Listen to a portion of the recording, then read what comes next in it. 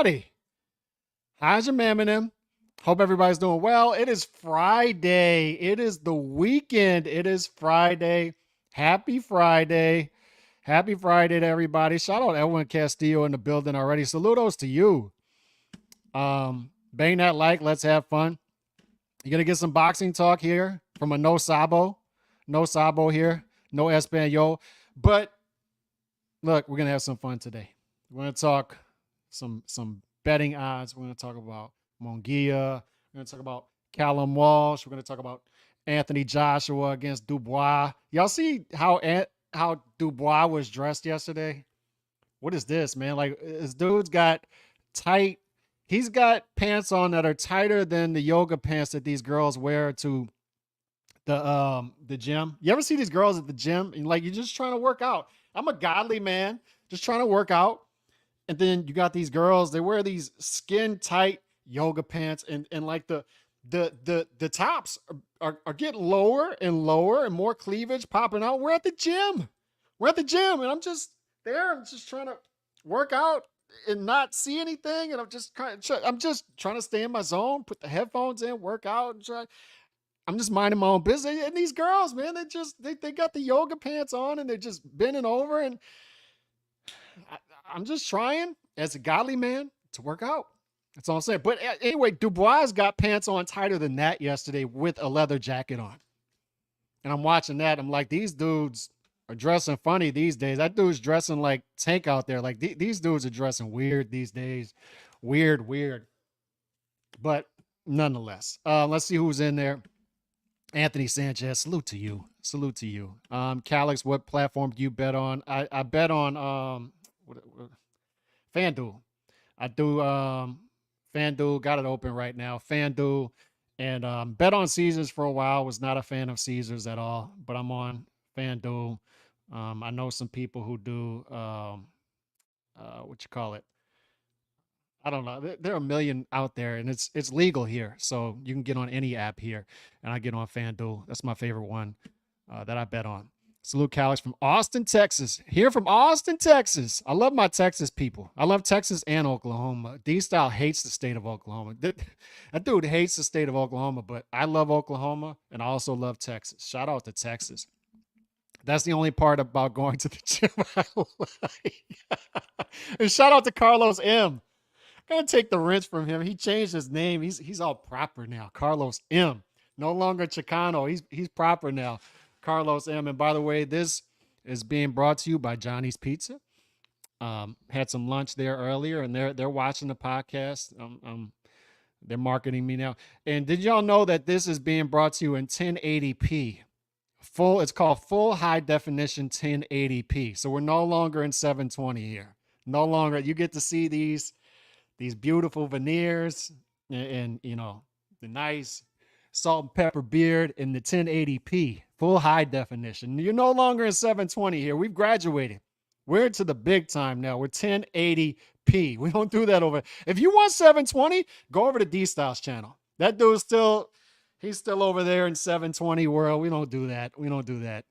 Go over to D-Styles channel if you want the 720. Remy, over here, we do the 1080 high definition. I hope y'all are enjoying it out there. What up? Not working on your new house today. I took a break. My hands hurt. I was building the roof earlier. You know, I was building the sheetrock earlier from my bare hands, and I just can't do it anymore. I had to take a break. Hat getting crazy. Shout out to Mr. Boxing Guru over on Twitter or X. So go get that from him. Are they filming their tripods trying to catch dudes stare? They are. They're out there and they're trying to get you to stare and then catch you staring and put it all over TikTok. So shout out Peak Oil, Surge, Carlos M once again, 720. That's what I'm saying. D-Style's a broke boy. He's over there doing broke boy stuff in his 720. It's embarrassing. I watch D-Style's channel. And it's embarrassing. I'm like, what is this 720? Get this 720 off my screen. I'm trying to watch it on my phone. It's like, 720? He's still doing 720? He's got to graduate to the 1080, but D-Style's a broke boy. He's a broke boy out there. Just can't do it. I'm watching the round table in 720. It's like, what is this? Can these dudes please do the 1080? Please. Do it for the consumer. Do it 1080. But Shout out to everybody out there watching. We're at 23 apiece right now, 23 over on Twitter. We're going to get that up as the show goes on. So please hit that like button. Please hit that like button. So we're going to go. I have a lot of things to say about the Canelo stuff because I refrained for a while. I took the writer's advice and don't speak. So didn't speak. And I have a lot of observations today. I'd say about 95% positive and some negative as well, but mostly positive. Because when I was on D Styles channel the other night, I don't feel like I did a good job of explaining my feelings on everything because I was still observing what's out there and stream of thought at the same time because we just kind of freestyle those shows. So just been thinking about stuff and where we currently are. So it's going to be a lot of stream of thought here again, but try to properly explain, I think, where we are with the whole Canelo orbit and where we are. So we'll talk about that, get through that. Before we do, Munguia is fighting tonight and Callum Walsh is fighting tonight, fellas. Those fights are tonight. So we got Friday boxing, we got Saturday boxing, and the Saturday boxing, unfortunately, is a $20 pay-per-view here in America. So you're going to be hit with everything. And I know, like, I already know, and it's going to be from Fire Stick Boys. Fire Stick Boys outside. The Fire Stick Boys are outside. And we out here. Fire Stick Boys outside. But a lot of these dudes don't admit that they're Fire Stick Boys. And they'll complain about the dudes complaining about a $20 pay-per-view. And they're like, you can't afford $20 for the pay-per-view? You can't afford $20? Dude, look at the broke boy over here with this broke boy stuff and his broke boy stuff. It's like, bro, can I get anything for a subscription these days? The hell am I paying a subscription for? What's the subscription for? This is $20. They're going to pay. The Shakur pay-per-view is going to be $12. It's like $12. Can you just make it part of the subscription to watch Shakur bore us all to death? Can at least that be part of a subscription to fight? See, Shakur fight a dude coming off of a loss on a subscription. I can't even get that on a subscription. So AJ, I don't remember Klitschko ever headlining a pay-per-view in America, but AJ is going to do it. And shout out to AJ, 96,000 out there. That man, that dude, just like Canelo, good Lord. These dudes just print money. Canelo, AJ, Inoue, those are the three out there just printing money. Canelo in particular, and we're going to get to that in a little while because economically, just what Canelo's still managing to do is exceptionally impressive. And then I watch AJ tomorrow, and he's putting almost 100,000 in a stadium to fight Dubois. Just phenomenal, a market value behind these guys. And I think the impressive thing about Canelo, and I'll get to that later, is he's largely doing it on his own with C-rate promotion behind him. And I'll get to that in a little while. AJ's got a lot of promotion behind him, great promotion, 100,000 out there. I don't think it should be a pay-per-view here, but I'm not going to complain and throw temper tantrums over that, right? We're not going to waste our time on that. But as far as the fights go, the betting odds, Munguia is a 14-1 favorite against Bazinian. And so not a great fight, but it's a good fight coming off of a loss to Canelo, and it's acceptable. And stay busy. That's the thing we say about these fighters, right? Munguia in particular, these action fighters, just keep them busy, keep them in the ring. So this is an acceptable fight, good action fighter, and a good fighter. I thought he looked good against Canelo. Not great, but good. And I think he cruises in this fight, and I think he gets a knockout within the 10 rounds. The knockout currently is minus 240. So if you want to put minus 240 money on the minus 240 KO from Munguia, I think that would be a good move. Munguia, Callum Walsh, and AJ are all around the same odds for a KO. Minus 240 Munguia, minus 240 AJ, minus 230 Callum Walsh. It's almost identical. In my opinion, I don't know how y'all feel in the chat about this. In my opinion, I trust Munguia the most to get the KO here in this spot. I think he's going to come back strong. I think he's going to have confidence coming off of the Canelo fight, even in a loss. I think he's fresh, and he's going to look good and get a KO tonight. As far as Callum Walsh against Ronowski's never been knocked out, I believe anyway, 18-1. So another fight that's, I think it's a 10 rounder, minus 230 KO. I'm not as sold on Callum Walsh as a lot of people, so I'm staying back on that one. Staying back on that one. I like Callum Walsh. I like the fact that he's another guy who's an action fighter, but the ceiling isn't as high as a guy like Munguia. I just don't trust him to get the KO as much as I do Munguia tonight, but we'll find out.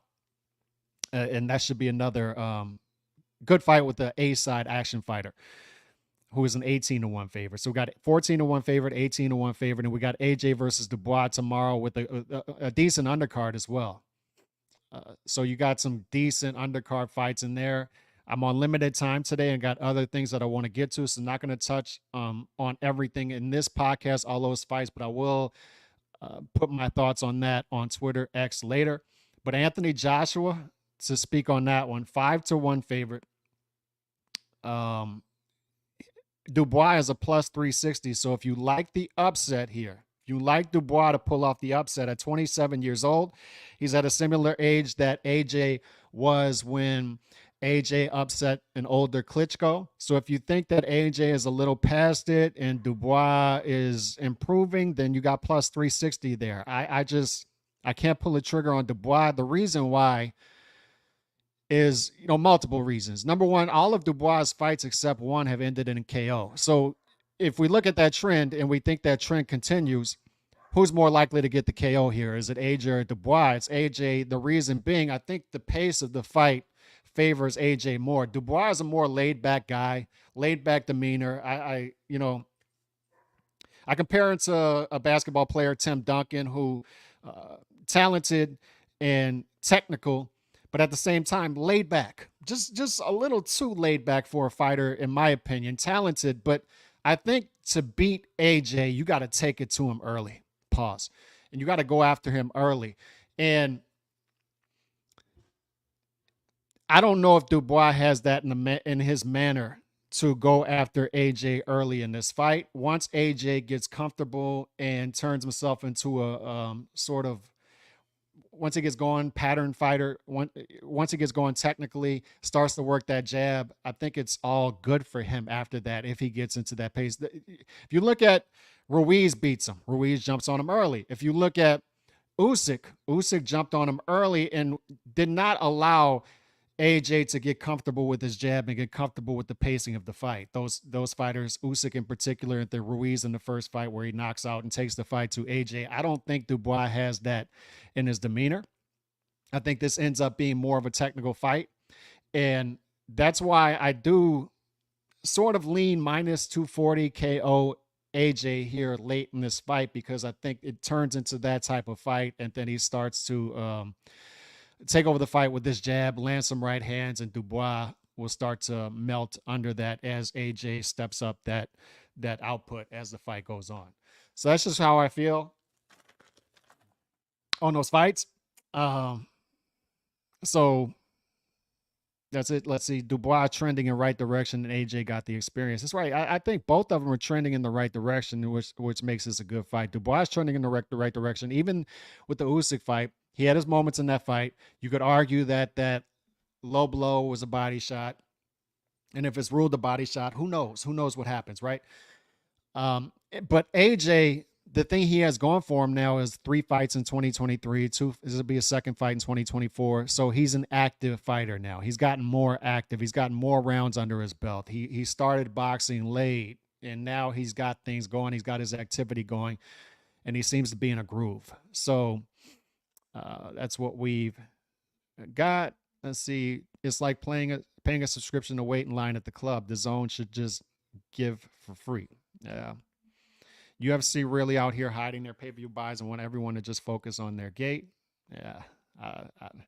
I don't doubt that those pay-per-view buys for that card were atrocious. Dubois trending. I got to that one. 50-50 for you. MF a pause, LOL word, got so pervasive, thinking people in a pause moment, and now it's spread like a virus. All right, so shout out to everybody out there. 52 on X, 25 on what is this? YouTube. Hit that like button for it, brother. But so that's that. You know, if I had to call the fights, I would say Munguia KO. Callum definitely wins the fight, but could go either way. It'll get dicey for Ronowski late, and it could go KO or it can go decision for Callum Walsh. And then AJ Dubois, I favor AJ in this fight, but Dubois winning the fight would not be the most shocking thing in the world for me. It wouldn't, but I still like AJ to win this fight in front of 96,000. Just an incredible environment. Just a walking, like, I mean, AJ. I would say it's Canelo, AJ, in a way, as far as marketability in their particular regions and marketing dollars behind these guys, passive income coming in through the boxing. And they all did it the same way. They all did it through fighting the fights. Everybody's trying to shortcut that process, but these guys have fought the fights to get to where they're at, and they're reaping the rewards of that right now. And that sort of segues us into the Canelo talk, right? If you look at American boxing in particular, man, it is just uh I'll just throw out names for y'all fellas, and I could throw out stats because, like I said, the American boxing writers are not gonna put you on this stuff. Like where we have, I think we're at like 12 belts, 13 belts total right now out of 68 major belts. Just ugly stuff, and they're mostly consolidated within a few weight classes in the middle. Um, and I look at these guys. I look at the American boxing scene, and it's becoming very difficult to follow. Very difficult to follow. And how many articles do you guys see where I'd say it's probably like 100 to 1 at this point, to where the article is this guy turned down this amount of money to fight this guy, or this guy um, went this route for this belt instead of fighting this guy, and this guy's ducking this guy, instead of the one article that's this guy signed to fight this guy. And that's the American boxing scene, right? It's, if you look at Tank, rumors are he's going to fight Lamont Roach next. And once again, I have to ask myself, like, why couldn't he fight this guy, this guy, this guy between 135 and 140 that were available? But I'm not allowed to ask that, right? And instead, I'm told that you need to shut up because you're not the demand anymore. You're just going to have to take what they give you and either buy it or not. And if you don't buy it, don't complain about it. You have to only talk if it's positive things. It's like, okay, what am I supposed to speak then? But Tank doesn't have the resume, and he'll continue to not have the resume for the time being. Shakur is not ready now until 2025. So he was about to bore us to death again next month, but he's not even going to bore us to death a second time in 2024. So I don't know whether to celebrate that or not. But we're not going to see him until 2025 is the point. Teofimo is apparently turning down multiple fights. I heard something that Teofimo turned down $10 million to fight Devin Haney or something. And you don't even know whether to believe these rumors or not, but the fact is they're out there. And that's all you hear about with these guys is rumors about this guy turning down this guy, turning down this fight, turning down this fight, turning down this amount of money. But you got Teofimo out there doing the same thing. And then you got Brian Norman Jr. out there turning down 17 times his previous high market value high to fight Boots Ennis. And I'm being told by American boxing writers that that's okay because he needs to take 3 or 4 easy fights, and it's smart to hold on to the belt. It's smart. And I'm being told by the same geniuses, by the way, the belts don't matter. But for him, the belt does matter. He needs to hold on to it for dear life because we just don't trust him to beat a Boots Ennis. And we just can't push him this early because he's 23 and he's old enough to win a title. He's not old enough. He's not old enough to consolidate titles, though. And then you got Devin Haney, and Devin Haney's out there still whining. And of course, whose channel does he go to whine, fellas? Andre Ward, the ultimate whiner. Andre Ward is out there. And by the way, Andre Ward was advising Edgar Berlanga before this fight. What's Andre Ward's record as an advisor for the opponent against Canelo. What's his record at this point? How many Canelo opponents has this guy advised to lose? And it's all because this dude just can't, he can't control it. Like, he can't control his emotions. He can't control his hatred towards Canelo because Canelo, he's that super middleweight, and we just can't have great super middleweights. We just can't, because I have to be forever known as the greatest super middleweight that ever lived. Right. And you know, the revisionist history behind Andre Ward. But it's perfect. It's a perfect place to go to whine because, of course, you go on a whining channel. And of course, he's going to hear your whining. He's going to empathize with you. And Devin Haney's out there saying, I just can't, like, you know, I was watching the fight after and I did everything I was supposed to do technically. And it's just the Osterin was too much. And people need to realize that I'm still undefeated and I should still be top 10 pound for pound. I still am top 10 pound for pound for Ring Magazine. And it's constant whining. And he turns down $4 million allegedly to fight Liam Parrow. Stuff like that. He feels like he deserves more than $1 million for a fight like that because he's Devin Haney, but you're coming off of a loss still. Technically, it may look like a no contest, but we saw it. We saw what happened. And it's an L. No amount of Osterin in this dude's body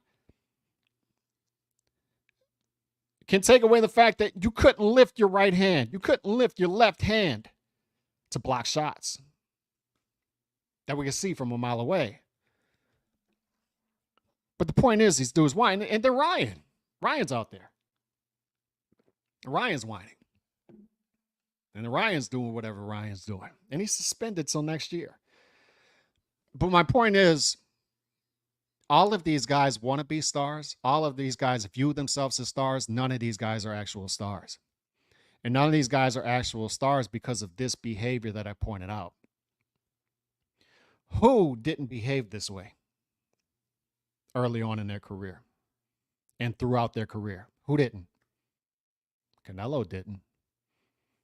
Canelo didn't. I would argue other fighters that are big didn't. Anthony Joshua, in a way. But Canelo in particular didn't behave this way. So we talked about how Canelo took some risks early on in his career that you have to take if you're a small business owner. You have to take if you want to be big, you want to be a star. The greater the risk, the greater the reward on the back end of that if you're successful.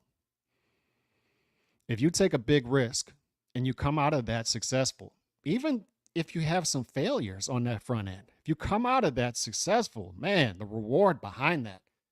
And what the power brokers have done, and they've psyoped the boxing writers to speak this way, they've psyoped a lot of boxing fans to think this way, is they've tried to take away that process. They've tried to separate fighters from that process, that you don't have to go through that fire. Look at Ryan, look at Jake Paul. But the problem with that is these guys are exceptions. And by the way, we'll talk about this. We'll get to this. It'll be about 5-10 minutes. Canelo also an exception at this point in his career. Dudes are going to be out there thinking that they can fight an 18-1 as an 18-1 favorite as a main event on a pay-per-view. They cannot. Canelo is one of one. You're not going to replicate that. They're going to try. That's the negative behind this. They're going to try to replicate that. They're not going to be able to replicate that. Nobody else can do that. Nobody in this sport. And I'm failing to think of anybody before him in the modern era can replicate what Canelo just did in doing that. But they try to separate these guys from the process, and what they're not realizing is Ryan was a star before he put professional gloves on. Jake Paul was a social media star before he put professional gloves on. These guys had already built their base before. You did not. You have to go through the fire. You have to do it. We talked about how something between the prospect, amateur to prospect to contender to champion, that process, something is broken. At some point in that chain, something is broken. And I would argue in between all of those, it's broken. I got Chauncey texting me last night, and several people have texted me the past couple of weeks, and it always seems to be like, me and Diesel have talked about this. It's nothing that is never one thing that does this to people, boxing fans, but it's always just like a chain of events is just gradual over time. He's just like, I've had it. I've had it, man. Like, I'm sorry not being in the chat and all that, but I've had it. I don't want to follow this sport anymore. There's nothing there. Right? I don't mean to be negative, because I'll still be here. I'll still be following the sport. And while I'll have positive things to say, particularly about Canelo today, but a lot of people have had it. They've had it. They've had it with having to do too much of the work that's been neglected by the brokers, by the fighters, by the writers and journalists. And boxing fans are forced to ask questions, tough questions of these people, because the writers refuse to be journalists. Journalists are refusing to be journalists and asking tough questions. But my point is, Canelo went through that process, and he went through that process consistently. And we've talked about all the examples. Austin Trout, right? How Roberto Diaz goes on D-Style's channel and explains how we tried to talk him out of that fight. And if you don't know the story, he's supposed to fight Austin Trout on Mayweather's undercard. And they try to get an assurance from Mayweather, hey, we'll fight on your undercard if you promise us a fight with you next. And Mayweather said, that's not how we operate. I don't know who you think you are. That's not how we operate. We don't do that. We're not giving you any assurances. Canelo tells him to go to hell. I'm going to go fight Austin Trout. I'm going to do it on my own. I'm going to sell out the Alamo Dome in 6 weeks' notice. And they're trying to talk him out of it. Like, why would you take half the money you were going to get here to fight Austin Trout on your own as the main event? He said, I don't care what you're saying. Do it. Do the fight. And they do the fight. And he comes out of it, and he wins the fight. They try to talk him out of the Mayweather fight. It's too early. It's too early. He fights the fight. He loses. But he comes out of that, and everybody, I was at that fight. And people were walking around fine, completely fine after the fight, because they knew the dude's early on, plenty of time, we'll be fine. He comes out. They try to talk him out of Lara fight. He fights Lara. Lara's supposed to be his kryptonite, right? He can't fight movers. He can't fight movers. And Lara is literally running around the ring like Usain Bolt. And you got short bus people out there giving Lara rounds for running around the ring. And Canelo beats Lara. And there are instances of this, right? And then Golovkin, revisionist history that he aged out Golovkin, right? But he ends up fighting Golovkin 3 times. Billy Joe Saunders tries to pull a fast one on him. Say, you guaranteed us a 22-foot ring the day before the fight. And it's like, give the dude a 22-foot ring, I'll still break his face. So the pattern I'm trying to build here is concession, concession, concession, concession. That other A-side fighters that we've seen in recent history would not have given the B-side. They would not have given them. So tough fights, concessions that other fighters would not do. And those other fighters are sitting there wondering, why am I not a star? Like, why are you not a star? How about you take notes from the dude who is? How about you analyze his career and say, how do I get there? And that's the part. Me and Drew talk about this all the time. Jules has brought up this point in our spaces 2 weeks ago on his channel. Boxing in America is a microcosm of America today. There's a lot of wealth envy. There's a lot of divide and conquer. There's a lot of those wealthy people over there are evil. They're evil. You see the guy with the Jaguar, the Ferrari, he's driving it. Nice leather seats, great paint job. He did something bad to get that. We need to take that from him. And instead, I'm like, this is how I was raised, how I grew up. It's like, how'd that dude get that? How'd he get that? And a lot of people are brainwashed to think that the people in the top 1% in this country, and you would be amazed, the top 1% doesn't make as much as you think it makes, but are evil, and they inherited that money off the back of other people. And really, data shows you a lot of it came from hard work through the mud. So I was raised to see the dude in the Ferrari and say, how'd he get that? I need to go talk to him. I need to analyze what he did to get there in that seat, in that Ferrari. How did that dude get that 5,000 square foot house? Because I want one. I want one a block away from the golf course. How do I get there? And And they brainwash you into not thinking that way instead of thinking badly about that person and then being happy with the crumbs that come off the table. And these fighters may be happy with 1 million per fight, 2 million per fight, for whatever it is, right? They may be happy with fighting twice per year. Canelo was not. Canelo went out, got it. Canelo went out and fought the fights. He went out and fought the fights. I'm not going to listen to these stupid American channels because they were the ones out there saying he was ducking Charlo when he fought Bivol. Right? And the most egregious example of this, fellas, the concession was, I've never heard of this in my life. Never seen anything like this. And still to this day, it baffles me how people don't talk about this more. Because this is a great pitch for Canelo. If you're a Canelo fan, it's a great pitch for him.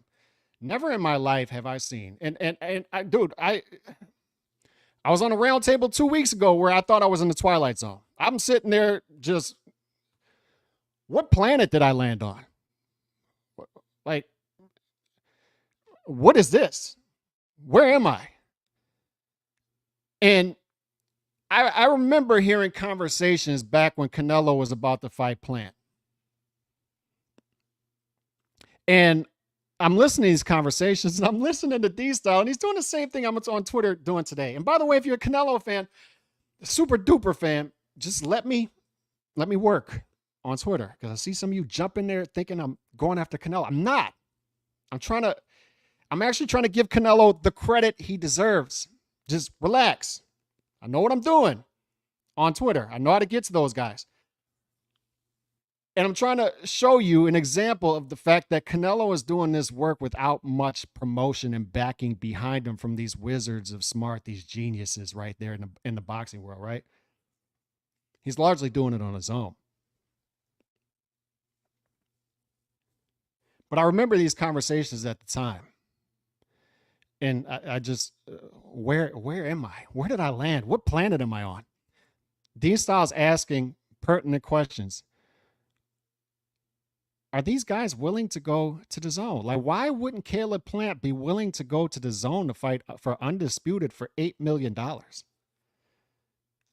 in front of God only knows how many fans, like the live gate, and nobody's asking. And the fact that D-Style is asking this question and they think that he's some sort of Canelo nut hugger just for asking this question. And I'm like, this is common sense. Caleb Plant brings the belt to the table. But economically, this is a 95-5 split. Nobody outside of Nashville knows who this dude is. So why in the hell would Canelo go to the zone to fight Caleb or go to Showtime to fight Caleb Plant? But guess what Canelo did? He went to Showtime to fight Caleb Plant. I've never seen an A-side give up so much of a concession, and that speaks to Canelo's legacy, what he's willing to do for the legacy, and the concessions that he's made to make some of these fights. No other A-side, fellas, in the sport of boxing, for these weirdos out there saying Canelo's the worst face of boxing ever. Canelo's the worst face of boxing ever. No. What other A-side, what other face of boxing would go to another network to fight a dude who brings like 5% of the split to the table? Who else would do that? Who else?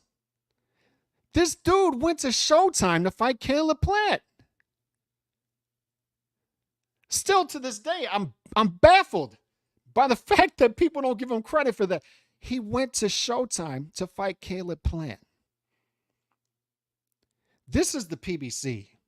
And man, it irks me.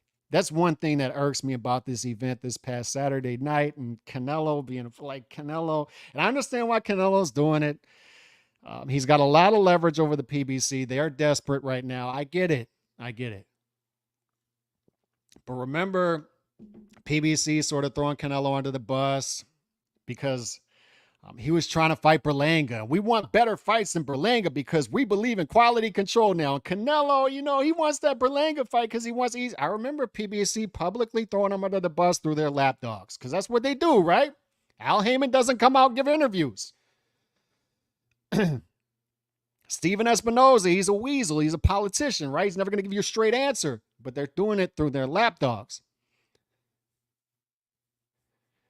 So what happens? They give him $35 million to fight Berlanga at the end of the day. Guaranteed, on top of all the other concessions. Canelo shakes him down. But my point is, the reason I throw out all these concessions, Canelo got it through the mud. They'd like to brainwash you into the fact that, into thinking that Canelo is this media manufactured, he inherited this fan base and he didn't work for it. He just inherited it. And I've tried hard to explain this many times. Canelo was not manufactured. He's not artificial. He's organic. Canelo built Canelo. And the fact that Canelo built Canelo, the only person who can detach himself from his base is Canelo. If you're not built by the media cannot destroy you. They can try, and they will try. They'll try to destroy Canelo. But if the media doesn't build somebody, they cannot destroy somebody. They will try. They will try, especially if they don't build that person. They will try to destroy that person. For Canelo, Canelo went out and got his base, and he kept his base over a long, extended period of time. And for these people who think that Canelo just inherited this base, and his base is so stupid that they're just going to stick to him no matter what he does, I'll throw out an example of another guy who had this similar base, and it's Chavez Jr. What happened? Chavez Jr. detached himself from his base. Nobody inherited a better base than Chavez Jr. He's the son of the legend, one of the greatest to ever do it, arguably the greatest Mexican fighter to ever lived, so the greatest base of fans, and he inherits that name. Same name, Junior, behind it. If anybody inherits a base, it's him. And it's going to be hard to separate yourself from your base, but he did it. He managed to do it. Dude's eating Lucky Charms in the living room. His dad's trying hard to get the dude to train, and the dude's training in a living room for Sergio Martinez fight, eating Lucky Charms, jumping in the pool in Speedos. And he lost the base. Canelo, on the other hand, kept it. He kept the base. You don't see Canelo training in a living room like Chavez Jr., Ryan Garcia. Canelo's in the gym. He's not eating Lucky Charms. He's not doing any of that. And Chavez, he treats Canelo like a son. He's proud of Canelo. He feels like Canelo's his son. He wishes Canelo was his son. He'd much rather Canelo be his son than his actual son. There's no doubt. But my point is, I talk to you all the time about Canelo's the only one who can detach himself from his base. And this is why I have to be transparent. You know I always am. You dudes always in the chat, you know when I'm transparent and I have to say I'm wrong. I didn't like the Canelo Berlanga fight, and I still don't. How it was presented, how it was done, I'm not going to change my mind on that, and I didn't buy it, right? And I said, I think this does maybe 400,000 buys. It's not going to be a financial success, all this stuff, right? So what happens? So we talked about, the few times I talked about this fight, I said, this is going to be the time where Canelo tests how much is his base attached to him still. This is going to be the test. This is going to be the test because you got Berlanga, and Berlanga isn't viewed as a really good fighter.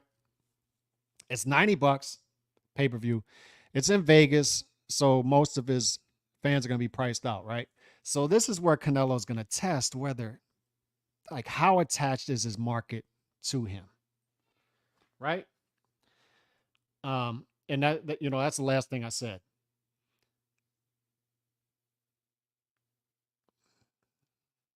My bad, looking at text. Um, so what happens? He fights this fight, and I'm saying I think we're going to start to see the market pull back from Canelo a little bit. I think you're going to start to see some shedding from Canelo's base, right? I think you're going to start to see some people pull away a little bit. And what happens? Shout out my guy Nando, 4.99 super chat, hardworking man out there, hardworking man on this Friday. Um, I'm kidding. He's out. He's in the Nando's in the air conditioning. He's watching the workers. He's watching the workers do work, actual work out in the sun. He doesn't build houses with his bare hands like me. You see these calluses? And by the way, it's brought to you in 1080p, full high definition. Don't go to those channels that are still giving you 720 like D-Style, Nando. Nando, D-Style is still out there in the 720. He's doing roundtables in the 720. Don't you want a channel that brings you the footage in 1080 full high definition P like me? See these beautiful veneers? Salt and pepper beard. Just saying. But what happens? If the reporting is true, if it's accurate, let's assume it is, because we'll never know if it is or not. Let's be honest. It's not like journalists ask real questions. It's not like a journalist is gonna ask a question. And shout out Jay Chaudhry, who watches the show, and he was DMing me earlier. He's like, has a journalist, because we laugh about this, has a journalist asked a question like, how many of these 650,000 buys have come from Amazon? How many come from the zone? How many come from pay-per-view.com? Have they asked about the split? And why is that important? It's important because what we like to know where these buys are coming from, if they're leading to subscriptions. And the reason that boxing fans have to be worried about this, because I hear the trainers out there and the participants, why are you worried about that as a boxing fan? Why are you worried about the buys in the live gate? It's because nobody else is asking, number one, and it affects the sustainability of the sport. It affects how many buys we get or how many pay-per-views we get in the future. It affects how many fights we actually get. It affects, will Amazon go away in 2-3 years like NBC, CBS, Showtime, HBO, because PBC has run them all for the hills because the product is so bad? Wouldn't you like to know how much of these buys are coming from Amazon in particular? Because they don't seem to be marketing and promoting Canelo much. I think, and this is another thing, I think most of this is just coming off of Canelo's brand recognition. I think the promoters are putting the bare minimum into these fights. And that's another thing, because I didn't watch the fight, so I don't know. But Chauncey is texting me last night. This card, like it didn't, especially compared to the UFC. And fellas, let me tell you something.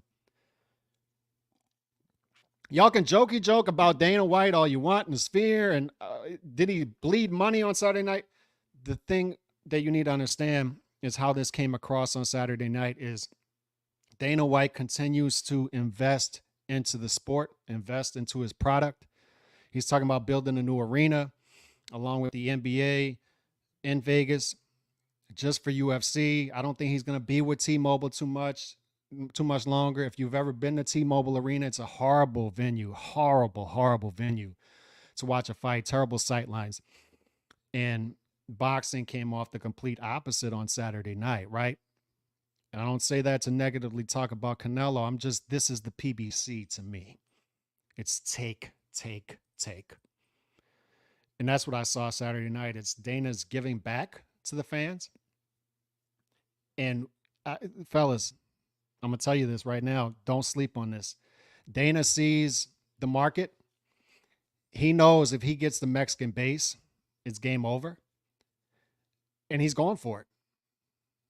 And you can sleep on that all you want and say, no, this is a boxing market. And it may be. I don't know. But that's not going to stop him from trying. You can call it pandering. But that dude is going after that market.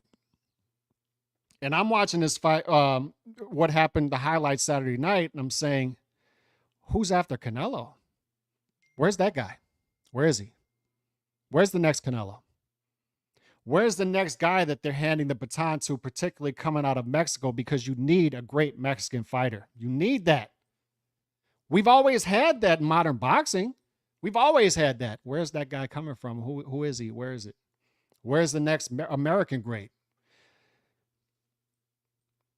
Where is it? Mayweather was the last great American fighter who also was marketable, who also had a brand. It's the last one. Where are these guys? And Dana sees this and he's going after that market. Right? But back to my point is, and you're right, Nando, they care more about in a way than the PBC. I don't think Amazon is investing much into this. I think Canelo is doing this on his own. He's getting his high guarantee from PBC because I think they're desperate. And he's mostly getting these numbers on his own. And the reason these questions are important is because I see Steven Espinoza out there spiking the ball, right? He's like, great job, Canelo. Look at what we did. And if I'm Canelo, I'm like, we? Who is we? No we here. You have dudes celebrating around Canelo who are just attaching themselves to Canelo just by throwing a minimum at him and doing a bare minimum. Just imagine if these guys put real marketing behind Canelo right now. But they're not. Everything is the bare minimum. Canelo, I would argue, is doing this mostly on his own, and it kills me. That's the part that kills me about this, is you see the PBC. Every time I say it. The PBC. Just terrible. Just terrible. This is a terrible organization. Golly, just terrible. And I see them celebrating this stuff. And I have to ask myself, and that's why I have to ask the question. That's why Jay Chaudhry, and we talk about it in text, DM, is like, how many of these buys are coming from Amazon? And the reason that's important is these dudes are acting like this 650. Look at what we did. Look at what we did. Look at what we're building. What are they actually doing? It kills me to see incompetent, corrupt, like just ordinary, at best, average, very average leeches celebrate things that they're just like, they're just in the periphery. Nonetheless, where I'm wrong here is, like I said, Canelo's going to test this. He's saying I could do whatever I want now, whatever. So what happens is, if this reporting is true, $17 million live gate and 650,000 pay-per-view buys.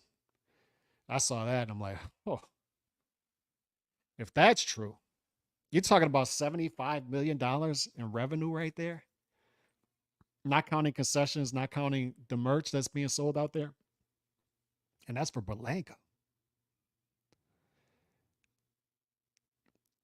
So what the market is telling us there is, what they're telling me is, Calix, 400,000. You thought that Canelo was going to be peeled from his audience?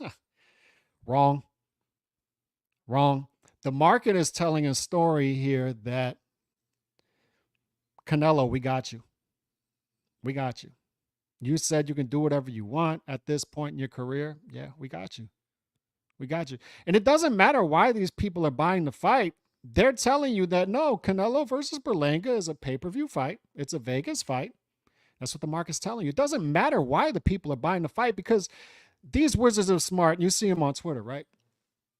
Canelo's the worst face of boxing ever. Oh, my God. You guys, you stupid zombies out there. And you notice how they talk to you. Notice how they talk about you as a Canelo fan. It'd be easier for them to come out like me and say, no, man, I was wrong about this. This was a pay-per-view value fight. For me, it's not buyable. I don't like it. I still don't like the fight. Don't like it. But it doesn't matter what I think. The market overruled me.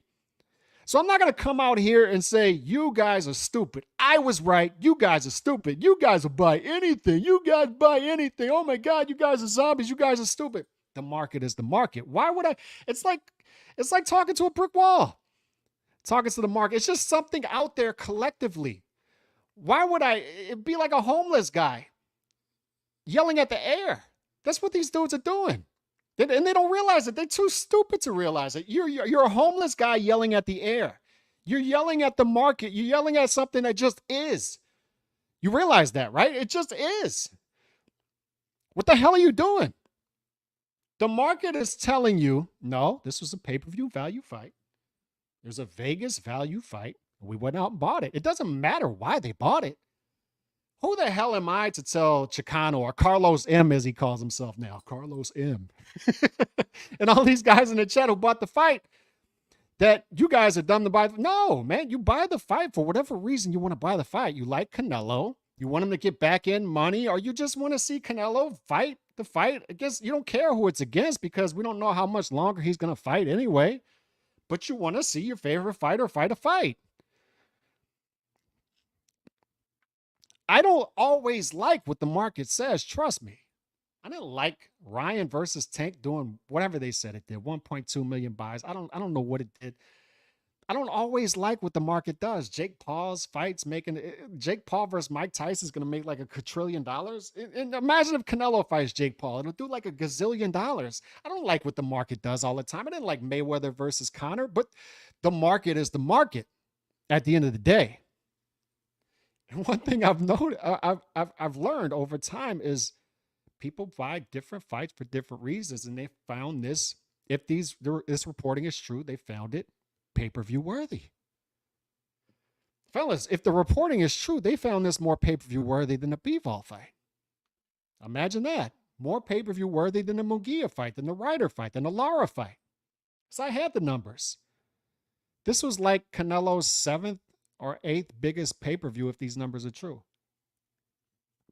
And look, I don't know overhead as compared to those fights. You got to adjust all that stuff, right? But I have to imagine this is somewhat of a success if it did 650, if that's true.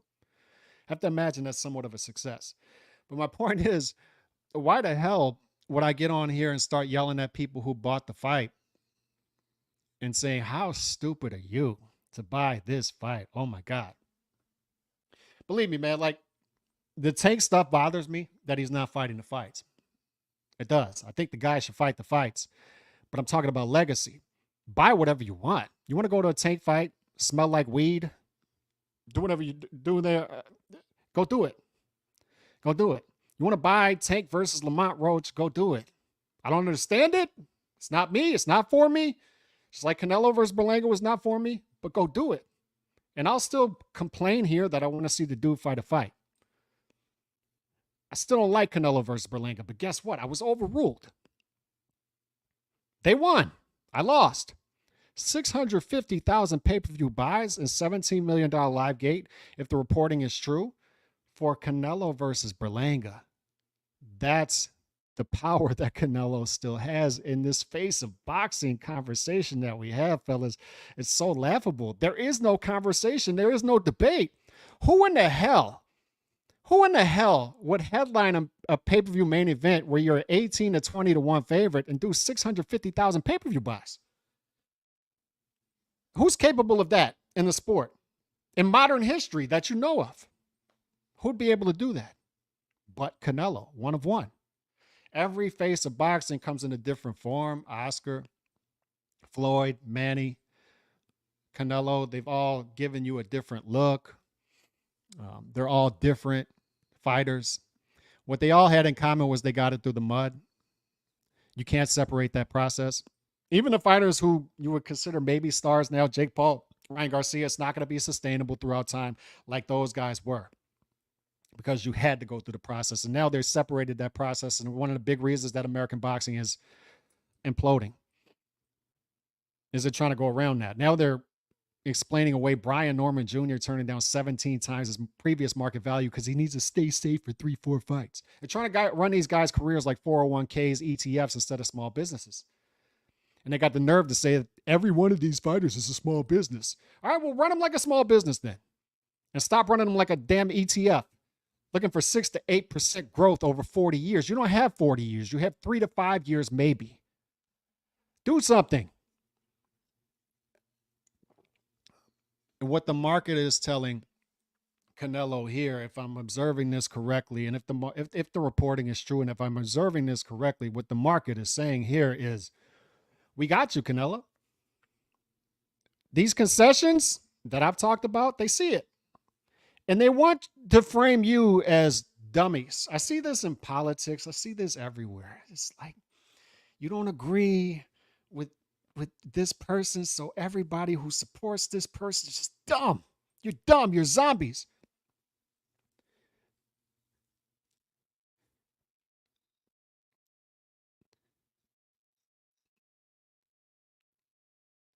It's not like, it's not Canelo. They're going after you as a Canelo fan, is what it is.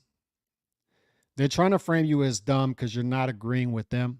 And what they're not understanding is there are different reasons why people buy fights. Maybe you want to support Canelo on the back end to give him money that you feel like he was shorted earlier on. Maybe that's it. Or maybe you just want to see your favorite fighter fight. Maybe that's it. When I went to see Canelo versus Golovkin 3, the last Canelo fight I went to, it wasn't a good fight. But guess what? I walked out the door after the fight and there are like celebrations going on everywhere. Concert. Just walking from T-Mobile back to MGM, you pass like 3 concerts and people are having a good time after. People are showing up. Like I see dudes in suits showing up 4 rounds into the fight with beautiful women, and they're just sitting down, and the women they're on their phone the whole time. And people, like, the place is 60% full for BAM, for the co-main event. And then people just magically just come down right before Canelo starts the fight. And what they're not realizing is this is an event. A Canelo fight is an event. It's not just a fight. It's an event. And what I'm saying is, who's the next guy who's going to bring that out? And maybe they realize that too, is we're witnessing something here that we're not going to see in the future. And now I go from a Canelo hater to a Canelo nut hugger, all magically from one show to the next. We're trying to explain it to these dummies out there who just don't seem to get it. Is there are multiple reasons that people are going to buy the fight. It's not just the fight, but I've given this example before. I remember Kobe in his last couple of years with the Lakers. And I'm like, why the hell are the Lakers paying him? This dude is a walking injury. Why are they paying him the maximum to continue to play when he's not worth that anymore? And there's 2 different philosophies. You can go the Bill Belichick route, right? And Bill's just not going to pay people unless a couple guys, right? And when Bill was at the Patriots, he had poor Tom Brady. Tom Brady's winning Super Bowls with multiple white wide receivers. Anytime you see multiple white wide receivers, that's never good. That's never good. And Tom Brady's winning Super Bowls and going to Super Bowls with multiple white wide receivers. But the point is that Bill Belichick isn't exactly surrounding this guy with great talent because he's not paying guys. And Tom Brady, they got like a white safety out there. What the hell is a white safety? I've never seen a white safety before, but the Patriots got one. And they got like 2 or 3 white wide receivers. Why would they have 2 or 3 white wide receivers? Why would they do that? And Tom Brady just finally leaves, right? But with Kobe, there's 2 different philosophies. What happened? Tom Brady left. And then what happens? Everything crumbles after. With Kobe, they pay Kobe on the back end because they realize this is more than just wins and losses. This is economics too. And this is, we got to pay this guy money that he was shorted on the front end of his career. And Kobe is the Lakers. Kobe is the face of the Lakers, much like Canelo is the face of boxing. He's the face of it. So even it goes beyond wins and losses. He's a statue. Fellas, if they don't pay him, what doesn't happen? That 60-point game in the last game of his career, the dude scored 60 points. That right there is worth the payment. People still, like to this day, go back and watch those highlights and how Kobe made them feel on that night. I saw grown men crying in the stands. And then this dude they built statues off of this dude based off of that night alone. That's why you pay him. You're paying him money he was shorted, and you're paying him because he is the face. Canelo is still the face, and the consumers are coming out and saying, yeah, you're still the face. Yeah, we empathize with you. You made those concessions. You got it through the mud. We'll give you this one. We'll give you this one. And if you're a Canelo super duper fan, the ones that are mad at me, y'all saw that spectrum that D-Style put on Twitter, where you're either a 1 or a 10, whatever. I consider myself a 3. Some people would say, like, D-Style says I'm a 4 or 5. Some people would say I'm a 10 at this point. Complete Canelo hater, right? One thing you need to realize if you're a Canelo super duper fan is you don't have to over explain yourself. Don't feel like you have to over explain yourself for these dummies. Because I see people bending themselves into pretzels, right? When Canelo versus Berlanga was first floated out there, Canelo would never fight Berlanga. Berlanga sucks, and now they're calling Berlanga a really good fighter. Let's be honest, Berlanga's just not a really good fighter. I thought it was a terrible card. I still don't think Berlanga's a good fighter. That's just me. But you don't have to go there. You don't have to go there. Canelo has put in the work. You could argue Canelo deserves some fights like this on the back end. He's pivoted. And look at what the dude just did 650,000 pay-per-view buys against Berlanga. It's baffling to me. But he did it. And I'm not going to yell at the market for doing that. I mean, it just is what it is. And what you need to understand is the thing that Wednesday night when I was on with D-Style, I was trying to figure this out as the show was going on. I'm like, I'm just asking D. If you notice, if you watch that show, I'm asking D-Style questions after question. I'm trying to think this thing through. And I start to think maybe this sets a bad precedent. $90, you know, the PBC, they're gonna they try to, they never give back. They just take, right? Take. So now everything's gonna be $90, 18-1 odds main event. But I don't think it's a bad precedent because it may be. We'll see over time, but Canelo is one of one. Nobody else is gonna be able to pull this off. Anybody else tries this, 20,000 pay-per-view buys, 40,000 pay-per-view buys. This dude did 650 against Berlanga. Good Lord. Good Lord. Berlanga, if you would have asked me for an estimate, fellas, and once again, I'm always transparent. I get it wrong. If you would have asked me for an estimate for this fight, I would have said somewhere around the John Ryder numbers. What was it? 440, they said, for whatever it was. 400, something like that. 650. Shout out to Manis, $2 super chat. I'm about to head to the Munguia fight. Have fun, bro. It should be a good fight, action fighter, and he should get the knockout tonight. Have fun with that one. I always enjoy when Munguia is fighting. I'm glad they're keeping him active, but the market spoke, and now if you look going forward, I really don't know what happens next. I don't know. D-Style seems to think, and speaking of, I'll get to the super chat in a minute, seems to think that Canelo still has a big fight or two left in him, like a legacy fight in him. And if these numbers are true, once again, what this tells me is Canelo, if he does fight these fights, those fights are going to go over 1 million. They are. I was starting to doubt that. If you would have asked me for an estimate for this fight, I would have said 400,000. But if these numbers are true, 650, 600, 650.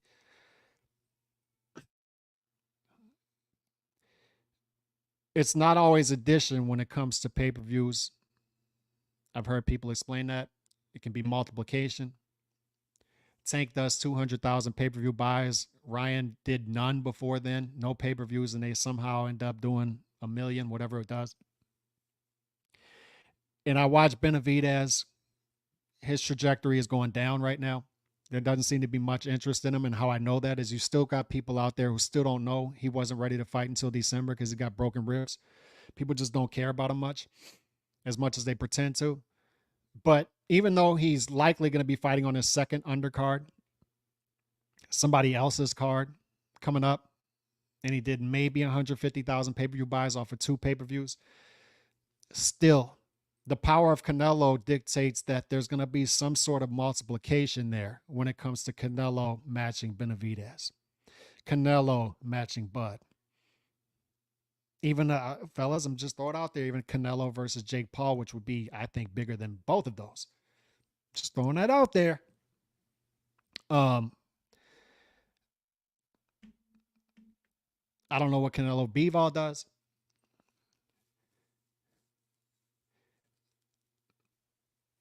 But I think you got fighters that are going to be desperate to get that shot. I think Bud is desperate. I think Benavidez is desperate because I think they see, whether they admit it or not, and I think their team see it as well, they're not stars. They're not headed to be stars. Bud's almost out the door.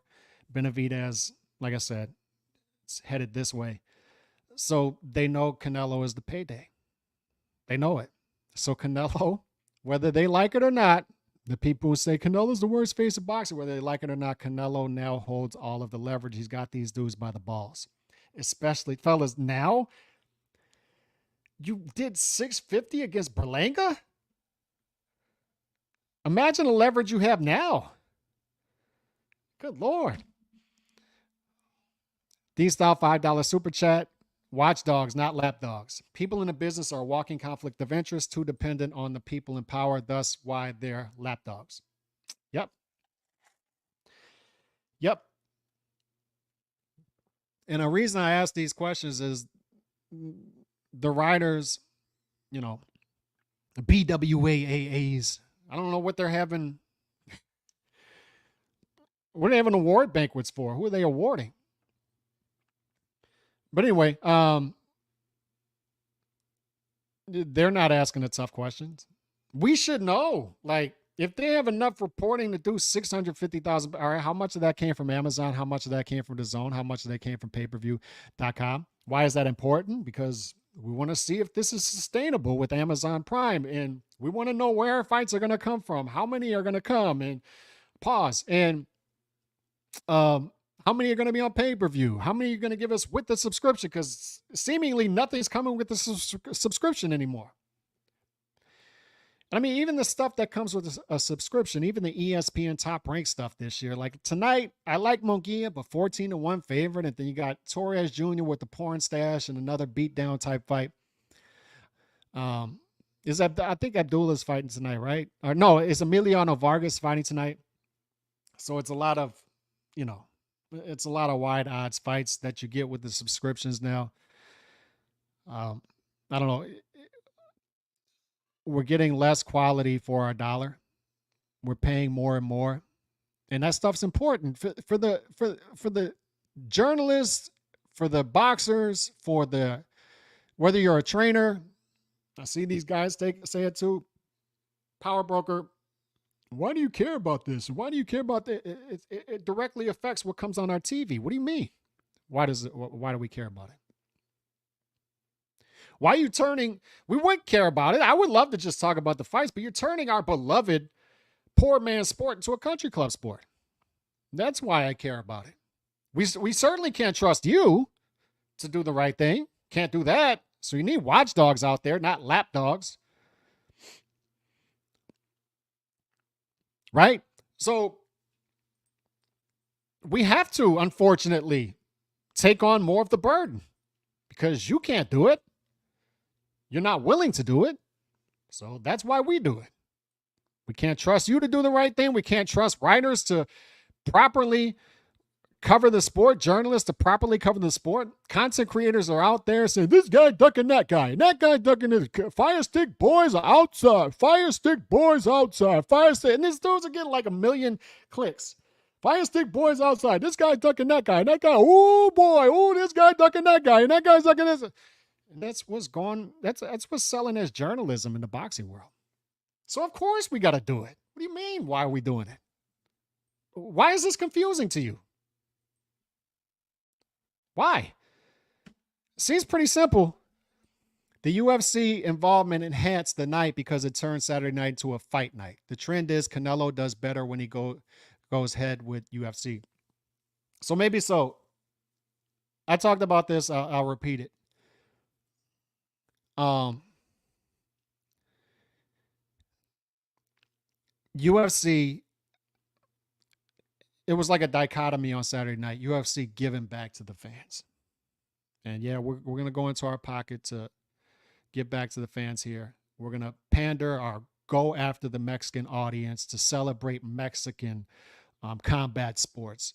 And then you got on the boxing side, we're just gonna take. Give us your $90. We're just gonna take terrible card, playing against McCovey. And fellas, like I haven't even talked about this.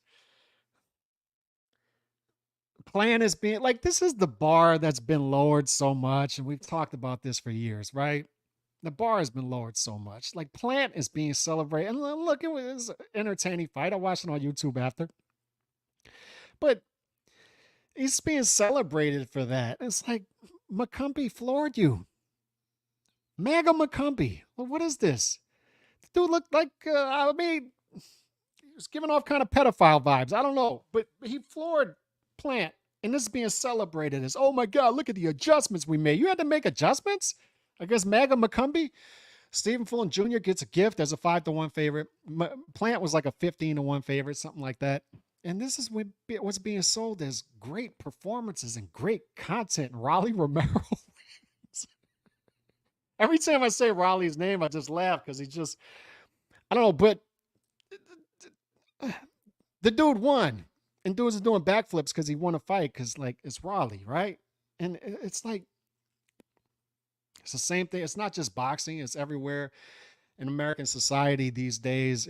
Jules has said it at Ring IQ. We talked about 2 weeks ago, me and him, on Spaces, and we've talked off air as well. And then Drew has talked about this, and we talk about this off air all the time. It's like, man, American boxing really sums up where we are in America these days. It's like certain people just the fact they don't completely embarrass themselves, just the fact that they can walk without falling flat on their face is an accomplishment. And that's where we are with American boxing. It's like if a fight that we would have just, these fights were just made back in the day. And if you make this fight, dudes is doing backflips on X, celebrating like the Super Bowl was just won. And it's on pay-per-view. And it's like, no, bro, this is stuff that would have been on HBO Championship Boxing every weekend 20 years ago, 30 years ago. What is this? And that's how much the bar has been dropped. And this card Saturday night was like the microcosm of that. Berlanga goes 12 rounds without breaking his whole face and getting dribbled into the 27th row. Yay! What a performance! Yay! His stock really rose. His stock rose. Boy, Berlanga's stock rose. His stock rose from what? And if his stock rose, his stock was really low. But the bar has been set so low. And reality is Berlanga, I mean, all he had to do was go 12. Doesn't matter if he loses all 12 and gets knocked down. If he finishes the fight on both feet, then his stock rose. I don't know, man. Good Lord.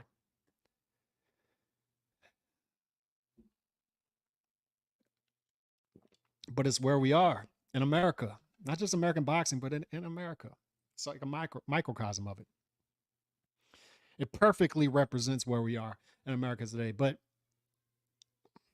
did I mention I'm in 1080p today, full high definition? Did I mention that?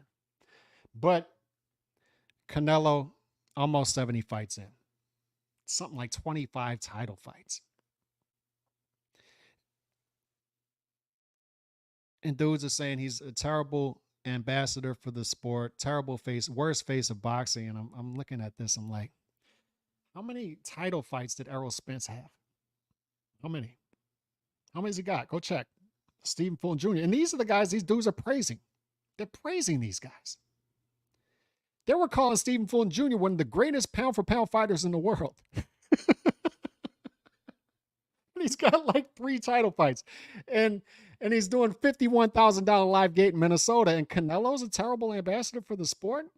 Canelo's the worst face of the sport ever to these dudes. At the end of the day, man, this dude, they're going to be mad.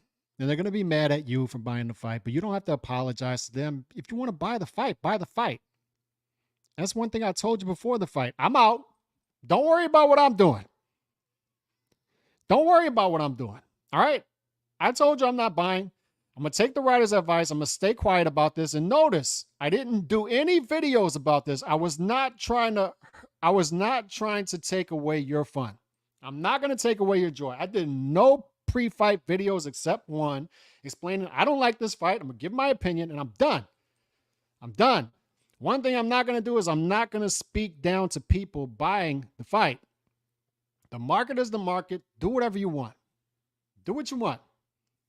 I'm going to speak about it like it's a sport. Certain fights I don't like. I'm able to do that, by the way. You dudes realize this, right? Like any sport, I'm a Saints fan. If I don't like what's going on with the Saints, guess what I'm going to do? I'm going to voice my frustration. Does that make me not a Saints fan at that point? If the Saints go 8-9 and then 8-9 again, I'm saying maybe we should change the coach. Maybe. Maybe it's time to go in a different direction. Now they're doing good, right? But Pelicans, take anybody. If things are not going right and I'm a consumer and I'm buying tickets, I have the right to complain. And then if I'm not going to buy the ticket, I have a right to complain about why I won't buy a ticket for you. And why, if you do this, maybe I'll buy a ticket from you, right? I'm able to do that. I don't have to be 100% positive all the time as a fan. And you dudes need to get over that. The super duper fans I'm talking about. You need to get over that.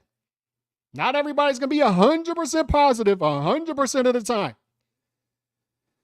And this is one of those shows where I'm going to catch flack from both sides again, but it is what it is. But mostly to the Canelo haters is you need to realize how we got to this point. And I don't understand how you don't understand it yet.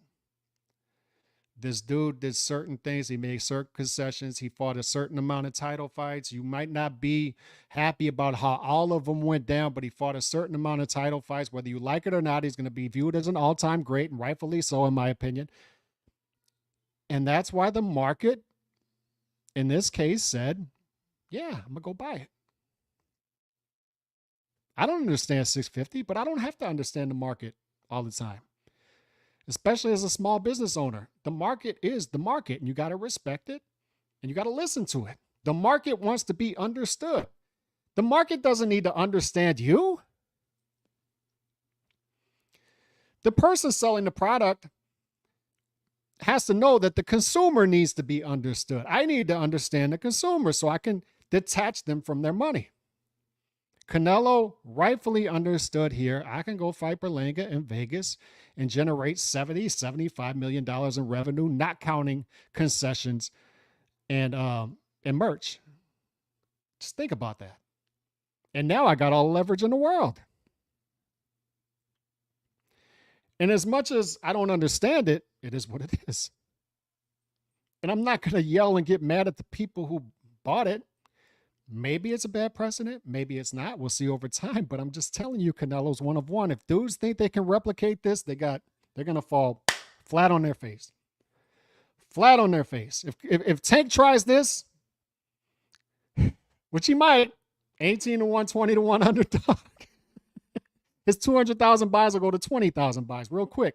They're not going to be able to replicate what Canelo did, just like dudes can't replicate what Mayweather did. They can't do it.